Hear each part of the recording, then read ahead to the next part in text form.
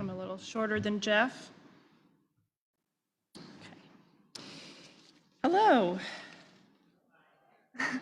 My name is Carolyn Carter, and I have been attending this church for 10 months.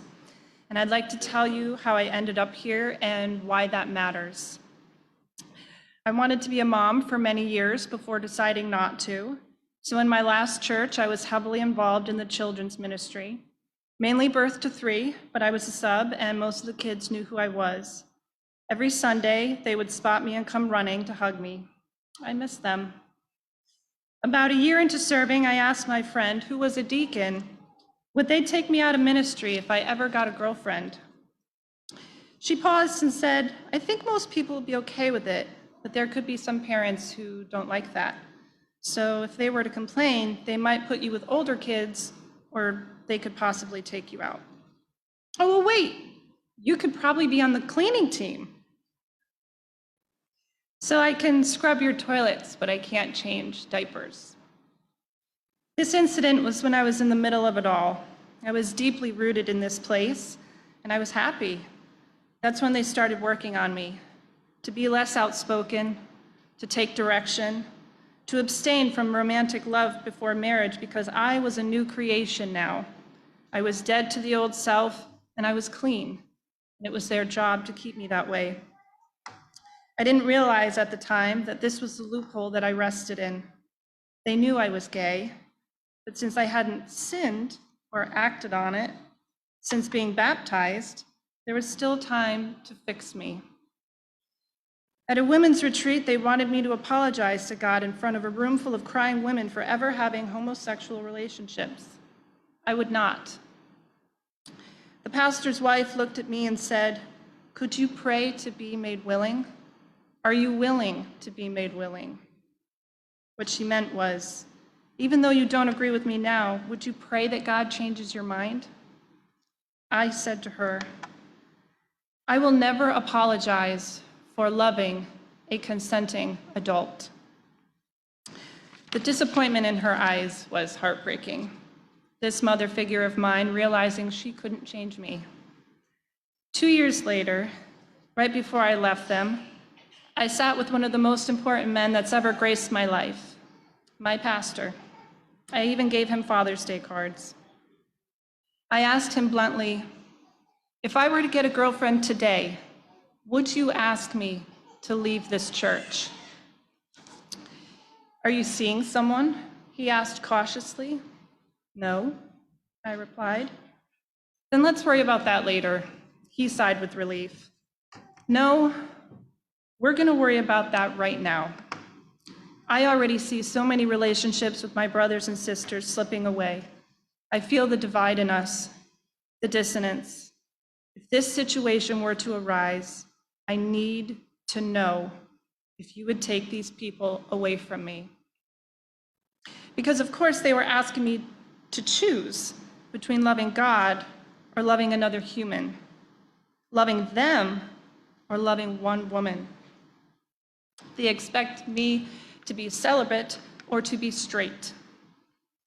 So I added, what if I sat in the back row quietly, without my partner ever present, just listening to God's word and worshiping? Would you really make me leave? He just stared at me, weighing his options. Yes, I would ask you to leave.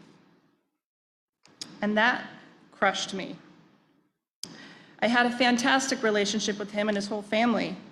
I know that that man loved me, but that was him giving up on me. He told me I was rebelling and eventually would become a threat to unity. I thanked him for his honesty, and I even hugged him goodbye.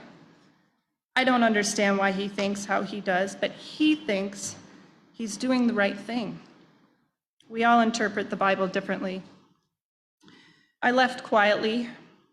It took 2 months before anyone noticed. It took 4 months for the scragglers that did notice to stop trying. These were my friends, my best friends. There was no blowout screaming match. I left the church and I no longer had value to them. But seeds are always being planted. even in places like that. I learned that knowing God was bigger than even my love for them. It's why Abraham brought his son up the mountain. We have to trust the process and trust God above people, places, and things, above all. So how do I know what places are safe for me to learn about God? The sign may say welcome, and the people may say come as you are, but are you and can you? Imagine finding out that you're not welcome anymore after pouring your heart and soul into dozens of families for years, none of which, might I add, still talk to me today. So now I'm here, in a safe place where I get to learn and love and heal and be heard by new brothers and new sisters who are not asking me to become something that I am not.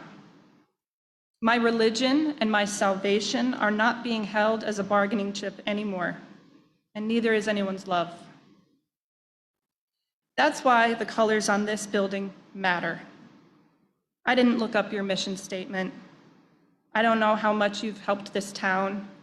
I don't know where you donate. I don't know where you volunteer. I saw the colors first, and I knew. Those colors tell every gay person that they are safe here, and every straight person that they're safe too. The single parents, the bastard child, the divorced man, the woman who had an abortion, those colors tell everyone that this is a place of refuge. I am so grateful that this community has made this a place where that is possible. Thank you for allowing me to be part of your community, because I'm not allowed everywhere. These places are rare. I'm lucky I live somewhere where a church like this is even possible.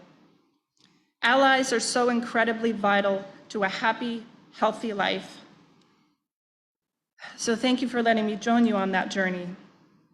And last, but never least, I want to thank Pastor Stephanie for being the only person out of 7 churches, that not only responded to me in my desperate time of need, but walked me through the grief that followed and followed and followed. For going out of her way to make me feel welcome, and for leading me to the people in this congregation who would take me under their wing as carefully as she did. You have handled my religious trauma with such gentleness and grace. Because of you, I have not lost my relationship with God.